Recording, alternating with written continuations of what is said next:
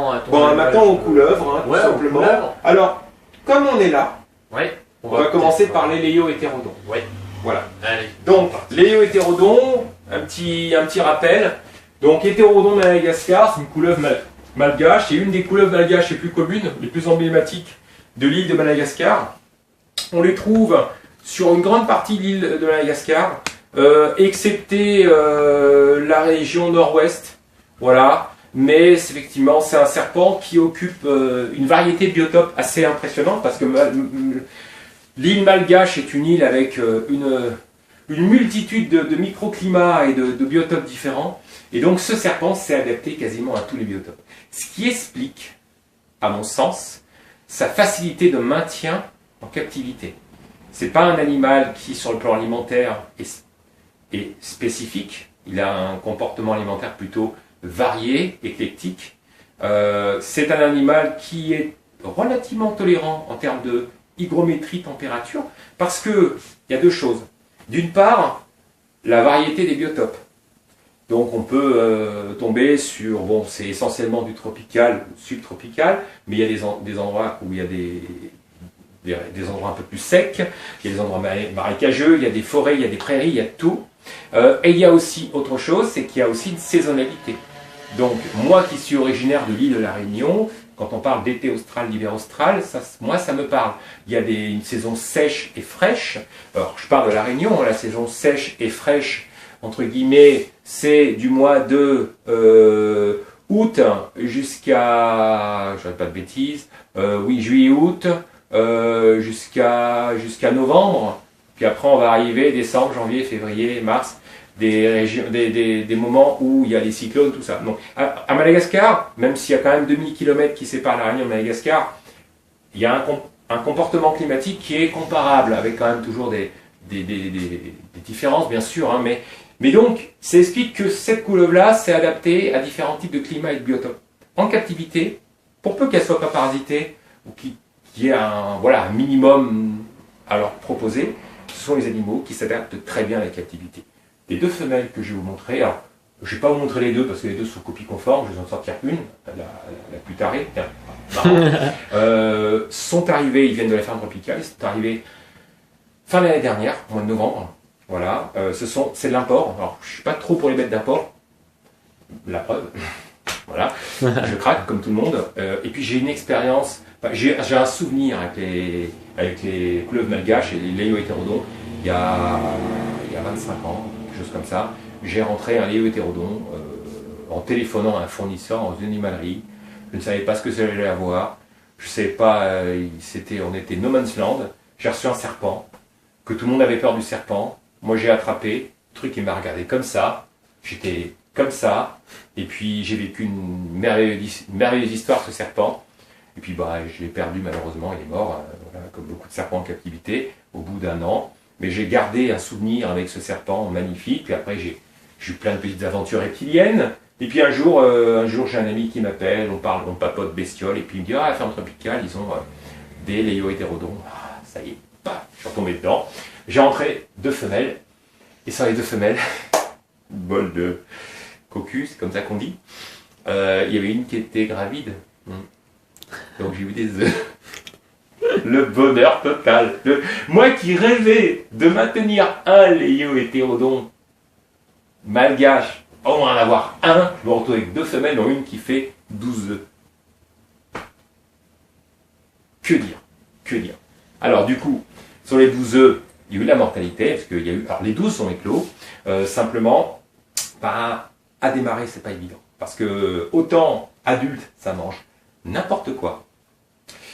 Autant bébé, probablement qu'ils naissent en même temps que certaines petites grenouilles, certains petits lézards, plein de choses que nous on n'a pas, parce qu'on n'est pas à Madagascar, voilà, hein, je suis dans l'Allier, moi, donc question petites grenouilles, puis je ne voyais pas les en forêt de Tronchet chercher les grenouilles, puis elles sont protégées, enfin, c'était pas possible. Donc, j'ai essayé de démarrer avec des soubresauts congelés. Bon, il y a quelques-uns qui ont voulu, mais le reste non. Après, c'était des petits soubresauts trempés en du thon. Hein. Ça a été à peu près. Après, des morceaux de cuisse de grenouille, mais ça nourrit rien, une cuisse de grenouille en morceaux. Oh là, j'en ai perdu un peu, je m'en doute, mais par contre, j'en ai eu 6. qui ont parfaitement démarré. J'ai gardé un mâle. J'ai donné les autres chez les amis, etc. Donc ils sont dans de bonnes mains. Et puis voilà, et puis je vais vous montrer, voilà, les petites femelles. Alors voilà, terrarium dégueulasse, hein, c'est normal, on est samedi. Voilà. Samedi, c'est le jour des terrariums dégueulasses. Voilà, comme tous les terrarios, on a tous des terrariums dégueulasses. Voilà, si tu étais venu dimanche, tu aurais eu le terrarium nickel. Mais voilà. c'est pas grave, chez moi aussi, je tiens à le préciser, c'est pareil. Il me faut mon petit tabouret, parce que moi je suis pas bien grand. Et donc, là par contre, crochet obligatoire. Donc, les léo-hétérodons sont les animaux autorisés. On a le droit de les avoir, ils ne sont pas classés en espèces venimeuses. C'est pas venimeux, il faut pas se faire mordre. Voilà. Parce que ça fait mal. Ça fait très mal. Ouais. Les bébés, j'ai goûté, ça fait très mal. Les adultes, j'ose pas. Donc, alors, en fait, ils sont opistodontes. Donc, ils ont des crochets, qui sont pas des crochets reliés aux glandes à venin. Ils n'ont pas de glandes du vernois. Mais par contre, ils ont une salive qui est toxique. Et puis, ça fait vigoureusement mal. Comme les hétérodons. J'ai jamais goûté la morsure à l'hétérodon, j'imagine que c'est pareil, sauf que eux ils peuvent faire 1m50, 1m80, donc avec une super mâchoire, enfin voilà, c'est costaud. Voilà. J'ai goûté la morsure d'un bébé léo hétérodon. Ça fait mal. Ouais, c'est pas une souffrance ultime, mais disons que ça lâche pas comme ça et on sent bien la force et on sent bien les dents qui piquent. Et je me suis dit, bon sang, est-ce que j'ai eu de la chance, j'ai fait aucune réaction. J'aurais pu faire une réaction.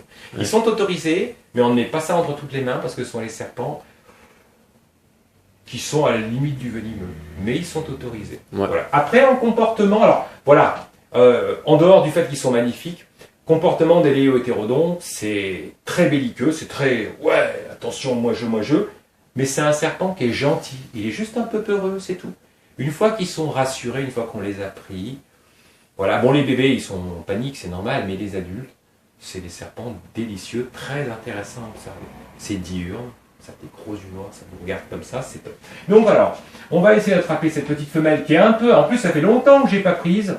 Donc elle est brute de décoffrage. Donc là, on va voir, je pense qu'on va avoir un grand moment. On va bien se marrer. Et puis, ma foi, on va voir. Donc, comportement très vif. Et puis normalement, une fois qu'elle est sur vous, elle se calme.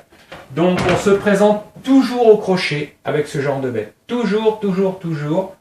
Voilà, ça sifflote un peu, ça prend un peu, voilà. Et une fois qu'on l'a, alors ils ont besoin, c'est du terrestre, hein, donc ils ont besoin d'être à l'aise. Donc on toujours de points d'appui.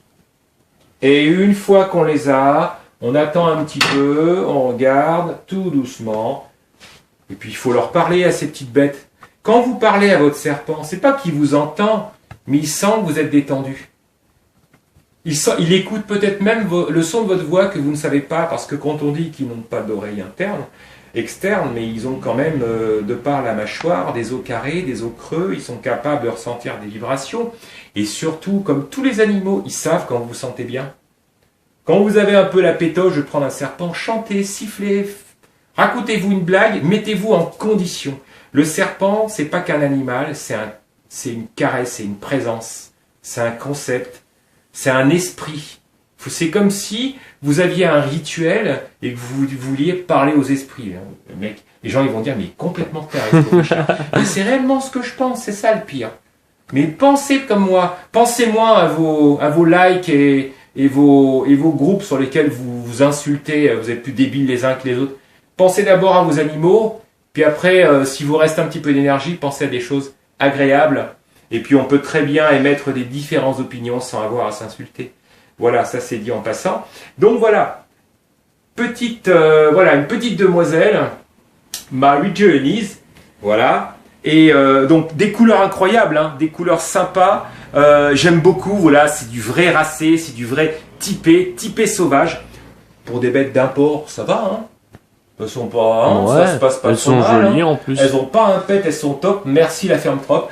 Je suis pas là pour faire de la pub pour l'un, pour l'autre, je m'en fiche. Mais quand quelqu'un me sert bien, quand on a un magasin qui fait son travail, bah il faut le signaler. Il y a tellement de gens qui font pas leur boulot et qui sont pas des magasins que quand il y a un magasin qui font leur travail correctement, avec qui il y a une relation de confiance, et bien chapeau. Voilà, tous les jours, je regarde ces petites bêtes et je me dis waouh. Il y a des bêtes d'import quand même qui sont au top. Et elles n'ont pas été capturées pour rien, puisque j'ai eu quand même une petite descendance. Donc j'ai gardé un mâle, et puis on verra dans quelques années, si j'ai encore la chance de les avoir en vie, dans 2-3 ans, ben, peut-être qu'on aura peut-être envie ou pas de faire une petite reproduction. Ce serait bien, parce que c'est quand même une espèce qu'on voit encore assez peu en captivité. Donc quand je vous disais les serpents mordeurs, vous avez vu, c'est pas, voilà, ils sont mordeurs quand on les attrape.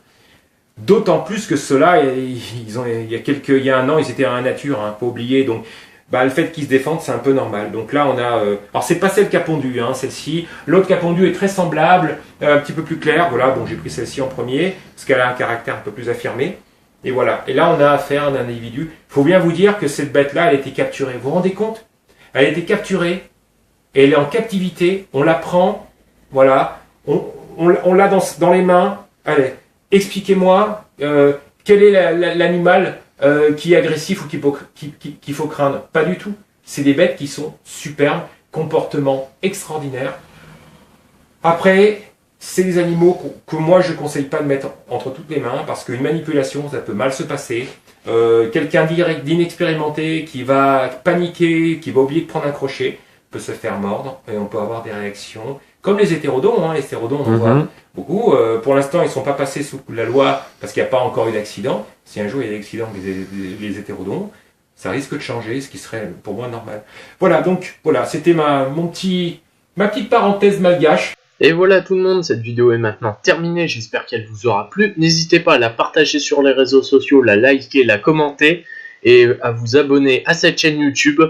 Et je vous laisse avec les partenaires du groupe Facebook Aquanimo France. Le lien du groupe Facebook sera en bas dans la description. Et moi je vous dis à bientôt dans une prochaine vidéo. Et n'oubliez pas, la terrariophilie c'est une science, les reptiles c'est une éternelle source de savoir. Allez tout le monde, ciao!